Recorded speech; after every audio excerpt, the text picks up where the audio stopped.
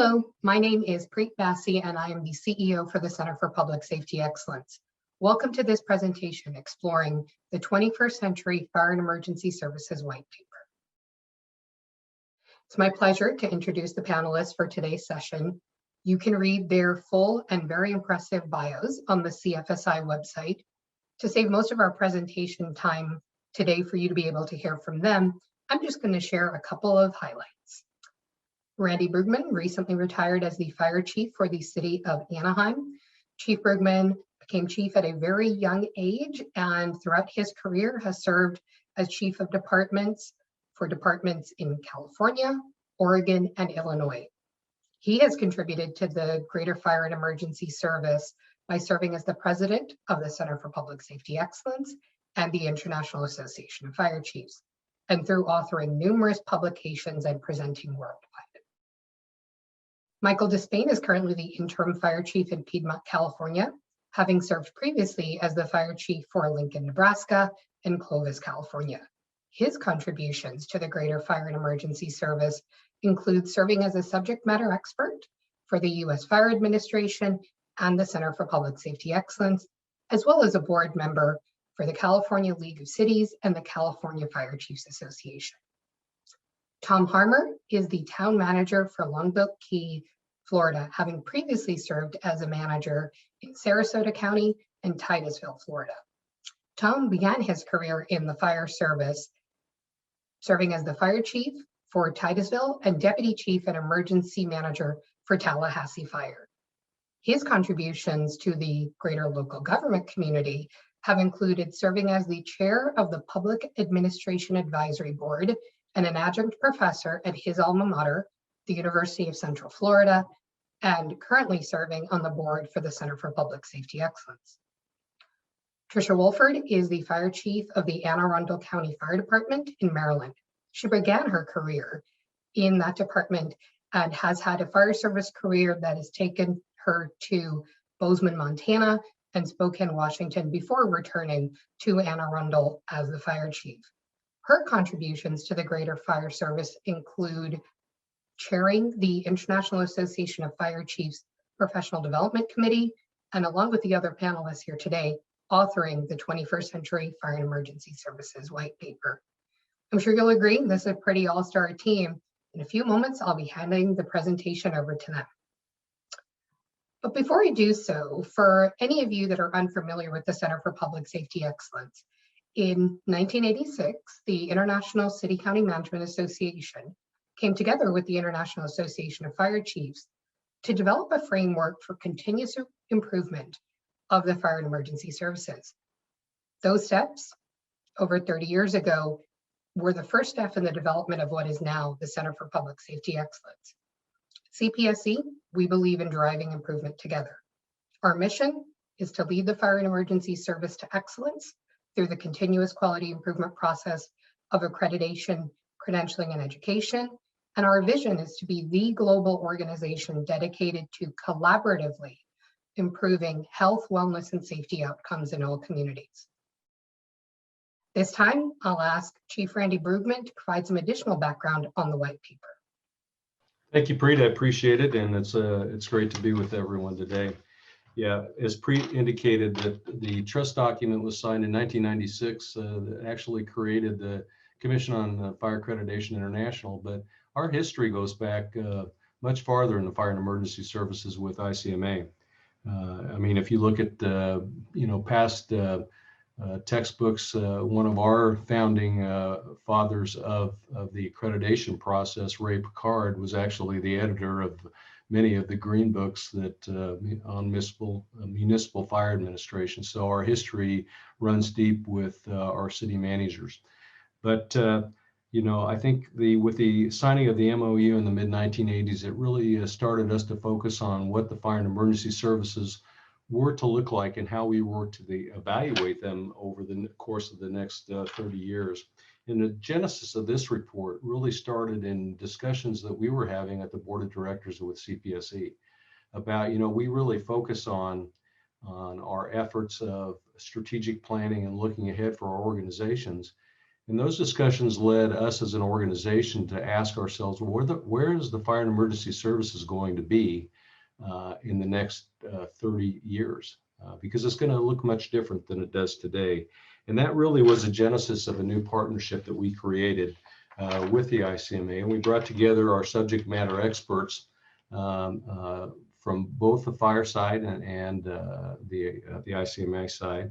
And I just want to highlight who they are. Sam Pena on the left, Fire Chief in Houston, Pat Martell, who was a past president of the International City Managers Association and a long-term city manager. Of course, you've met Chief Despain, City Manager J.J. Allen from Utah, Tom Harmer, Chief Wolford, Melissa Stevens-Diaz from Redwood City, and Casey Grant from the NFPA Foundation. These people were instrumental subject matter experts as we went through this process over about 2.5 years. So I want to highlight them and thank them. But the sponsoring organizations were really the driving force of getting this white paper out. And it really, the vision really goes back to both I think our executive directors of both organizations and the boards of both organizations to really see that it's important that we begin to look at what the future of the fire and emergency services and local government is going to be, and be able to begin to position our organizations to be effective and sustainable in the future. So with that, the subject matter expert groups began to work on identifying goals and critical issues that were relevant today and that have already emerged in the fire and emergency services. And we came up with 17, and you can see them on the screen. We knew that as we drove this white paper through the process of the subject matter expert group, the 17 areas were far too broad. And so we began to look at how we would hone in on determining what are the most critical issues that the fire and emergency services will face in the future. And those 17 areas of influence were further driven down by surveys and things that Chief Wolford will highlight in just a minute. But I would like to say this, you know, if you've looked at what has happened in the last 20 years in our profession, and if you look at the speed of change with which our organizations are changing, and we look to the future, and we ask ourselves, how fast will change occur as we move farther into the 21st century? And I think the answer is going to move much more rapidly. Our organizations are not going to have as much time to react as they have in the past. And so I think this white paper is reflective of the need that we are looking farther ahead for our organizations and beginning to prepare them and position them today. Because organizational relevance happens when the speed of change outside of the organization happens much faster than it does inside the organization. So if we hope to be sustainable in the future, I think that this white paper is a good basis for us to move forward as we begin to look at what the future of the fire service will be. And with that, I'd like to move it to Chief Wolford, and she's going to speak about the feedback and how we actually came to the conclusion of the white paper. Chris? Thank you, Chief. Yeah, so we took this core group that Chief Brugman discussed, and we understood that as leaders in our industry, as chief officers, as city managers, we can't solve this problem alone, and we need more input. And so when you look at the stakeholders and engaging in this very diverse group, and to really understand what is it going to take to get this type of information to come in for us to work through it and take all of those initiatives that are incredibly important to all of us as leaders in our community, whether you're on the government side or the fire department side.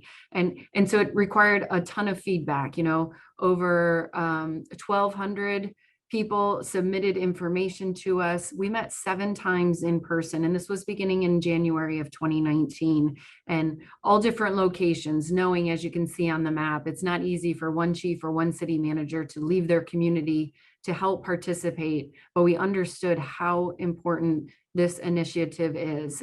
We understand how to work through problems right now, but it's so important for us to look to the future and understand how to be prepared.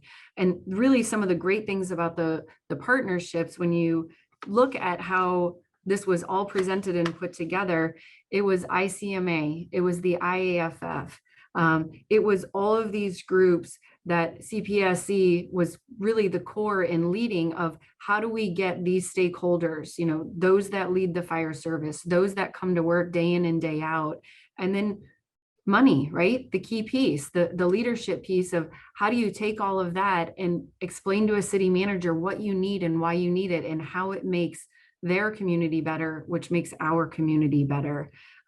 So we looked through some future challenges. And this I found incredibly interesting, even if you just look at the very first three, the top three on this screen, and you'll see by the key, the IAFF respondents, CPSE, and ICMA.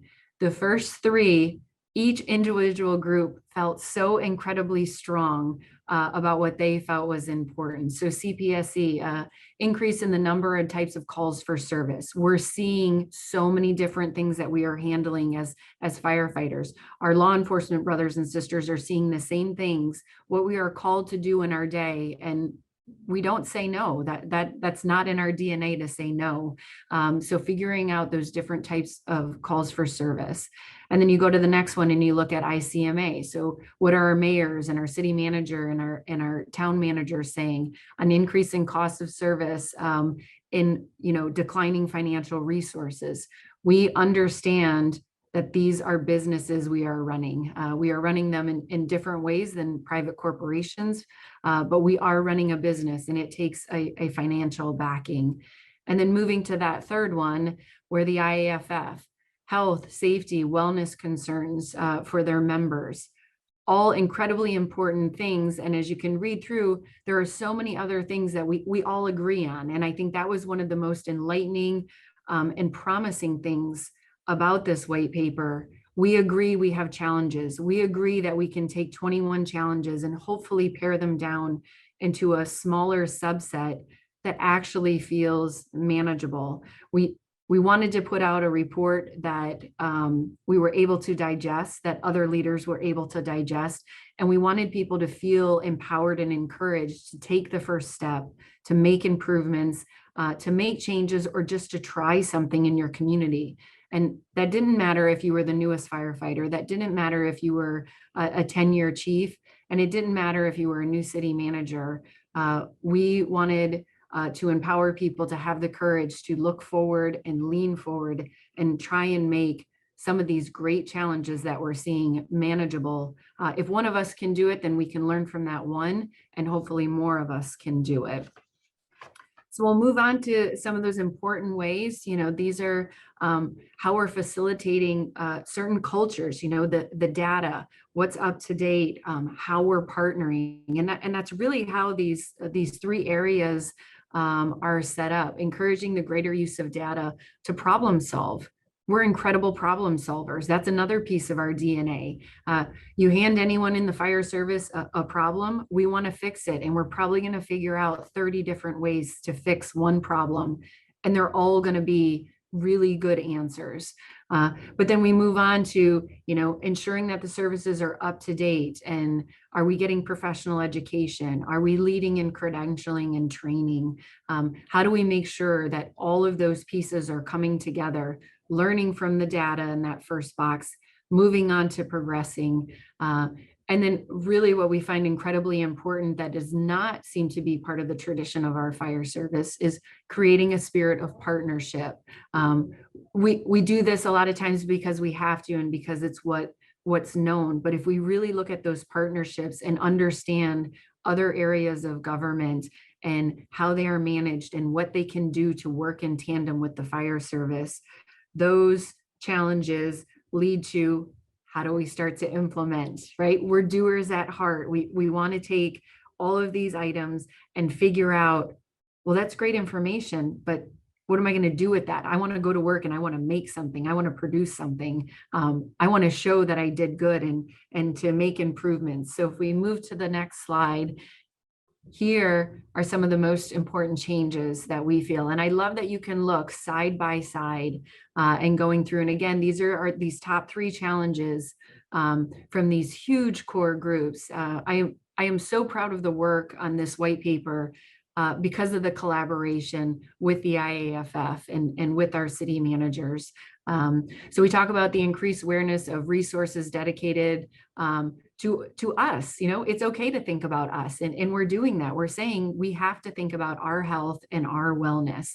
And that's what the IAF is saying. And then we move to CPSE and to ICMA, and there's are similar but different, right? We're talking about how do we implement community risk reduction efforts and service delivery. And this is really, I think, the brain of a fire chief. I think a fire chief thinks, how do I help my people and make them better and keep them healthy? But what can I do in the community, right? Your mind is constantly swirling. And for anybody in executive leadership, as you look through all of these categories, professional development is incredibly important to the IAFF. It's incredibly important to me as a fire chief. I want the best for my firefighters. I want them to feel confident in what they do. Again, in step 3 with the IAFF, research and implementing time and life-saving technologies. That folds right back into training. It folds right back into hopefully the more well-trained they are, the better ability they have to have the knowledge to be healthy and to be well, and to really spend those retirement years doing what they want to do. Following the line with CPSE, again, we're going from community risk reduction, data analytics, fostering a culture of innovation in the department. This leads back to where we are with diversity, and the culture of innovation is not just a technology based, it's how far can we push our own environment to be better. And ICMA on the end here, fostering a culture of innovation, same type of things. These are just core components that from these divisions of IAFF, CPSE, ICMA, this is what we feel like we really, really wanted to focus on. So Chief Brugman talked about in that beginning slide that it had, multiple bubbles, right? 20, 21, we had all kinds of things running through our brains. And again, we're meeting multiple times over and over, and you put city managers and mayors and community leaders and fire chiefs all in a room, and we all have the same problems. They're not complicated, but they're complex. And at the end of the day, we all agreed we have to make this manageable. We have to make this as something that is truly useful to those leading in their communities.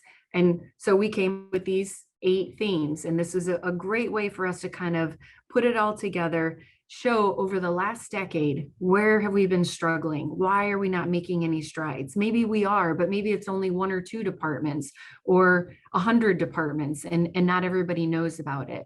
So re-identification, culture is a big one right now.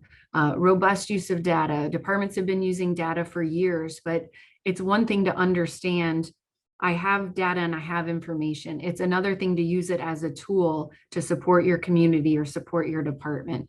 Health and wellness, leading, cancer reduction, all types of things to keep our members safe, but also to keep our community safe. Partnerships, public, private, government partnerships, sustainability. What's our ability to be green? How well have we been able to say, as a fire and emergency services, we have been doing that. Upgrading and innovative technology, and then inclusiveness. These core tenets that you see here have had this overarching theme of everything we have talked about has led back to one of these themes, and is really just a great graphic to illustrate how we took all that brainstorming and moved it into something that we feel is manageable for leaders in the community. So we're going to talk about the first one, re-identification. And this is one that I believe strongly in. I think it's an incredibly interesting one. Before I got in the fire service, I worked in a marketing and graphic design background. And so it's interesting because there is a component of that, but it's interesting because it's important. And I feel it's important because we all talk about the fire service. I lead the Anne Arundel County Fire Department, and I think that title has so much pride and tradition with it, and I absolutely love it. But at the end of the day, from a marketing perspective, is that title descriptive of what the women and men do every day, day in and day out. Well, it is, because we do fire service work and we put out fires, but we do so much more. And there's so many departments that do so much more. And so when we talk about the first initiative, celebrate the heritage of the fire and emergency services while recognizing that services provided have evolved and will continue to experience significant changes over the next 30 years. If you have been in the fire service for 30 years, you know there have already been significant changes. So talking about re-identification isn't something that should make you squirm. I'm not going to call this a rescue, an EMS, a Marine. You know, this is the fire department. It is the fire department. Nobody says because you change your title that you lose your identity. But it goes back to some of those other 8 initiatives. How inclusive are we? How innovative are we? Are we describing the modern fire and EMS service? All of this comes back to, are we relevant? How are we relevant? And is the job we're doing described to the community in a manner that they understand our value and what we do in all areas of what we do? So it's not necessarily about the agency name.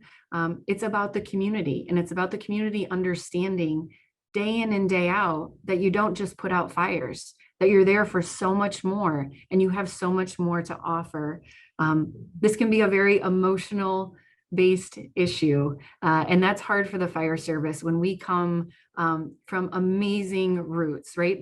The roots of tradition, and what we belong to is so familiar and has so much passion and love to it. But just because you're looking at re-identification, or maybe you're thinking of internally, I'm just going to change a couple names of a division or two, or I'm going to create something different. We've never had a professional standards division. Maybe I'm going to do that. That's re-identification. You're doing the work. What you're trying to do is make improvements, be more inclusive, and market yourself. We have to be concerned with, if we're not evolving, if we're not moving forward, then all we're doing is falling behind. So re-identification, initiative number 1, and definitely a critical issue that I think all of us can take very small strides that will show large impacts in our communities and our departments. The next critical issue is culture. Culture is often defined as the learned behavior patterns of people, including what they think, say, do, value, and feel. Professional culture is the pervasive values, beliefs, and attitudes that characterize a profession and influence how it operates. Obviously, the culture of the fire and emergency services is built upon a strong legacy, and we all know is steeped in tradition. It is important to make sure that the focus of tradition is balanced and doesn't result in resistance to change, adaptation, and/or innovation. The first initiative in this critical issue is to enhance the alignment between community, elected officials, management, labor volunteer representatives, and overall workforce. In many ways, the subject matter expert group used the development of this white paper as a model. One of the strategies for this initiative is to create a process that allows for goal setting, strategic planning, and periodic feedback by all stakeholders of the community and the members of the organization.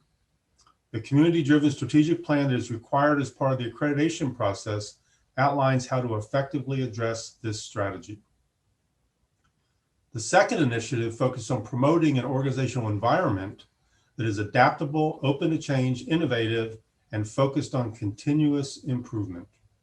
Such an environment isn't going to be possible without the selection and promotion of leaders and managers who model the desired organizational behaviors of self-assessment and continuous improvement.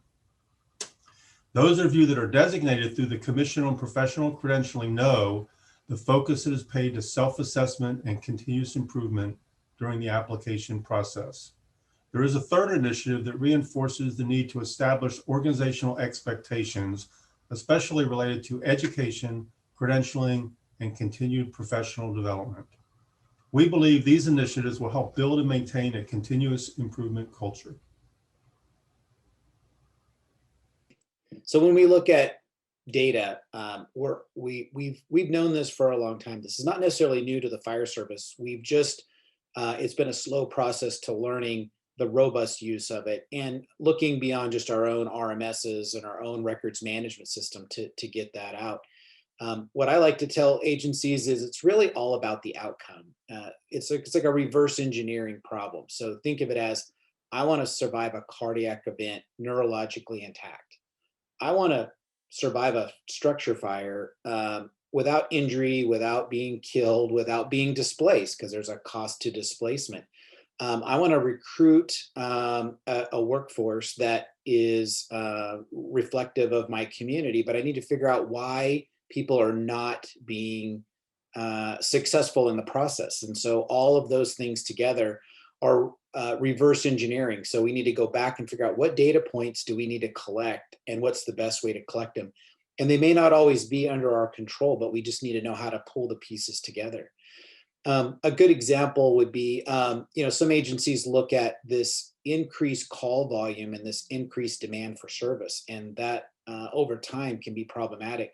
But if we were to look at data and find out, let's say for medical calls, partner with your local EMS agency or your county provincial EMS agency to find out the data for patients all the way through. And what you might find is there's some calls that you don't need to respond to, or maybe you don't need to respond as fast. You still want to go, you still want to help out, but maybe you don't travel as fast. And if we know that the outcome on the patient is no different, depending on whether we go lights and sirens or not, what you find is you may be able to go a little bit slower, still handle the customer and the patient still fine. But what you find is now we bet less of a cardiac load on our firefighters for the alarm, less demand, less risk to the community and the firefighters as they respond. And sometimes the difference when you look at the data may be the difference between rolling lights and sirens and not might be a minute of seconds, 40 seconds, 30 seconds, not a big difference. So it's important to, look at the outcome. What are you trying to achieve for the community? Not just in response time, but just look at the outcomes that they want and then reverse engineer it to make sure you're picking up those data points. A good example is response times are important, that's fine, but tell me, when do we make patient contact? When do we get water on the fire? When do we get our initial attack, fire under control? Those are the key points that I'm worried about. And not that the other ones aren't there, but I just need to, again, reverse engineering it. And then once you explain that, you understand it, you explain that to your organization, it's easier to get good data in. A lot of times we struggle with good data. It's because the firefighters or our paramedics and our officers in the field, it's just an extra step. No one's looking at it. There's a lot of miscellaneous steps they take. And we've got to work from a cultural perspective to make them understand the value statement of why they do it.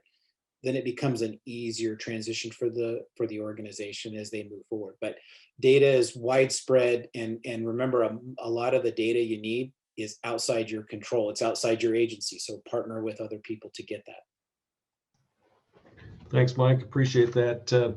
Our next critical issue was health and wellness, and I think that's very close to all of us. I mean, there's not probably anybody that's watching this today that hasn't known somebody in the service that has gotten cancer or some other ailment, and and I know that we have unfortunately lost many of our personnel because of it. If you look at what is happening in the fire and emergency services today, I think both Trish and Mike talked about the increased calls for service, the toxic exposures that we have historically been exposed to. Witness of traumatic events has increased substantially. The type of calls that our fire and emergency personnel are going on today are substantially different than they were just 15 years ago. And if you look at just the number of calls that they're going on that are very, very traumatic in nature, it is a much different job than it was 10, 15 years ago. You couple that with sleep disruption and sleep deprivation, and all of those things play a factor in, I think, our increased cancer rates, and also increased ailments that we find that many of our people have, such as Parkinson's and others, diseases such as that. So we came to the conclusion that we really need to champion research focused specifically on the fire service, understanding that although there's a plethora of other studies that have been done in other industries, our industry, our profession, sometimes doesn't accept things that are done outside of the profession. So it's extremely important that we champion the research that is focused specifically on what we do in the fire and emergency services. It's also about being able to proactively address the mental health issues that we're seeing our fire and emergency service personnel go through today. Again, that's coupled with all of the factors that I just previously spoke of, and I think it's directly related to the increased number of calls that we're seeing in many of our organizations. We really need to focus on adopting specific support, fitness, and wellness best practice and actually incorporate it in our organizations with requirements that our personnel meet those. And we need to continue to research the development of comprehensive decontamination processes that not only end and start at the firehouse, but how we can do that in the field, and also ways that we can better decontaminate the clothing that we're wearing each and every day. There are other methodologies out there that are just emerging that actually clean our equipment much better than the processes that we're using today. And biometrics in the future will play a significant part in being able to address not only the exposures, but the risk factors that our personnel are facing when we put them under stress each and every day. So that's very, very important. The next critical issue is critical issue E, partnerships. The same strategic decision-making that has driven the locations of fire stations in communities has also positioned the fire service for a number of other services. We saw that happen a number of years ago in many areas, leveraging fire resources to help provide first responder medical services. The fire and emergency services are in an inevitable position in communities as they are well positioned to be the hub of service provision for many supporting services that are already found within the community and align with the organization's core mission. In addition to the first responder medical services, the importance of this has also been clearly proven during homeland security threats through interagency cooperation, intelligence sharing, and joint response to those events by law enforcement and the fire and emergency services. There are significant opportunities to create partnerships with allied healthcare, mental and behavioral health providers, and various social service agencies to leverage the talents of each agency with a focus of improving service to the community.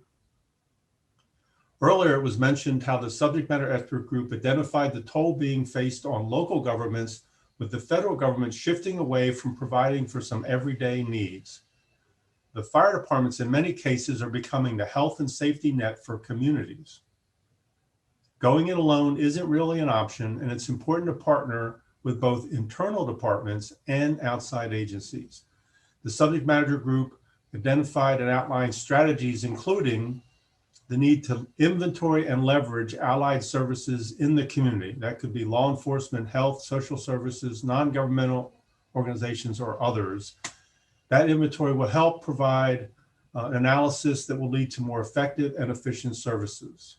And then to routinely meet, train, develop, and standardize operational response plans and share real-time intelligence of what is happening in communities with allied responders to increase response capability and coordination. In the 10th edition of the Commission on Fire Accreditation International Model, there is now a performance indicator in Category 2, which asks departments to compare and contrast their risk assessments with their partners to ensure community risk is being holistically understood and addressed. I will now touch on critical issue F, sustainability. Sustainability is often defined as meeting the needs of the present without compromising the ability of future generations to meet their needs. If we look through the lens of local government today, there are reasons to be concerned that local government may not be sustainable in the future. Many agencies are struggling with the costs of providing services at the levels needed to meet a growing population, an aging population, and a population with changing service demands. These costs can often be exacerbated by things somewhat outside of the direct control of the chief, For example, personnel costs, unfunded pension liabilities, aging infrastructure, etc. These costs can place tremendous strain on local governments that are being pressured to keep costs, taxes, and fees down, while they're also being asked to maintain or improve service levels. For this critical issue, the subject matter expert group developed 9 initiatives based on their concern for how service demand can be met in the future. A few options they identified are to reconsider and revamp current deployment methods and to not consider these alternative models necessarily as replacements, but as supplements. Initiative 4 talks about community risk reduction. We are all about community risk reduction here at the Center for Public Safety Excellence. Through a partnership with Vision 2020, we have crosswalked the Commission on Fire Accreditation International model with their documentation. In Initiative 7, you see a connection back to partnerships, building on how partnerships may allow greater efficiency and effectiveness in service delivery and achievements of outcomes. Ultimately, local governments will be faced with making difficult choices about how to provide the services needed and the level of services to be provided. That is why the issue of sustainability is so important and must be addressed now rather than being left to the next generation of fire service leaders. Let's cover another critical issue, and that's technology. You know, as I said previously, if you look back at what's been created over the last 20 years from a technological standpoint, the rate of technology implementation and innovation has been incredible. But if we look at what's going to happen over the course of the 21st century, it's just mind-boggling what is going to happen. And so how is that going to change the way that we do our business? We think about things like robotics, smart buildings, smart cars, driverless autonomous cars. How are all those things, as technology rolls out, how will they change the very essence of how we respond, what we respond to, and the information that we have? Chief Despain talked about the data that will be available. And I can see in the future that when we receive a call for service, whether it's in a building, maybe a vehicle accident, we'll be absorbing data immediately into our dispatch center. And we may very well know what the vital signs are of the people that we're responding to before we ever respond. The damage to, you know, the extent of damage to the vehicles. We'll know exactly what's happening in the building that we're responding to. That's not happening today, but in a very short period of time, I believe it will be. So to be able to adapt and leverage to this rapidly changing technology is going to probably require a different DNA set than we currently have in the fire and emergency services. And so as we begin to look at the future, we need to begin to hire people that are very adaptive and can embrace technology and change within our organizations, because change is going to occur as a result of technology. And I think developing that mindset and being able to anticipate how we can use technology not only to better serve our customers, but I think we can also use technology to reduce the risk to our firefighting personnel, such as things like robotics. You know, I believe that we can use robotics in the future to minimize the exposure that we're having our people experience today. And so I think we can use technology to make our jobs safer in the future, but I also think it will provide us with a wealth of information that we cannot capture today. And when we can capture that, it will change the very way in which we respond. When we talk about inclusiveness as the group that wrote the paper and we brought in all this data, you know, we struggled a little bit with where inclusiveness went. Was that part of culture?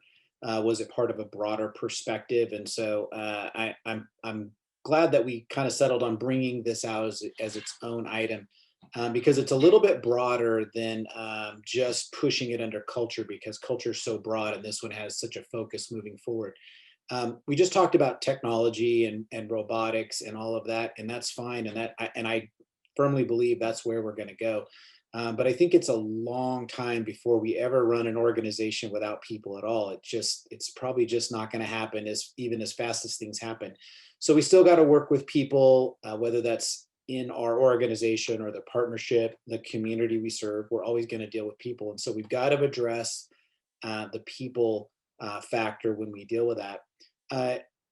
The idea that you want to attract and recruit people that reflect your community, that's very important because we want that connection. We need that inclusive connection with the community. Internally, it's just as important because when you think about, for those of us that are in the fire service, I know this is how I saw it, and I know this is how most of other people see it, is, we came to the fire service because we had a thought or an idea of what this job was going to be like. And it's not just running calls in the emergency aspect, it was the team-like environment. It was a family-like environment.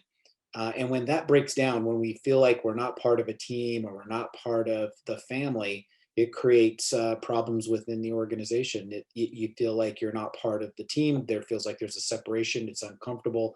And so really part of this was to include under this initiative was identifying that community characteristics and the culture and the diversity of the organization and bring that together. So we do provide an open and nurturing environment.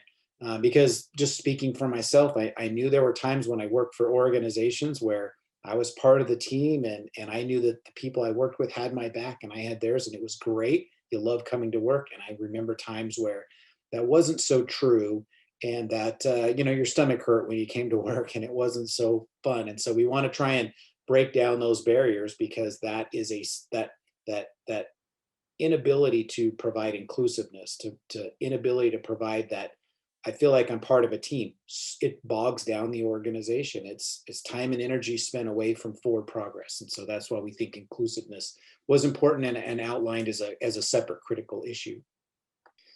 So kind of rounding this out, there's a number of questions that we kind of pulled together with what we would say is, does your fire department do these things? And so when you look at the different pieces of what we've just talked about was, does your agency identify the changing needs of the organization? And do you promote a culture of innovation?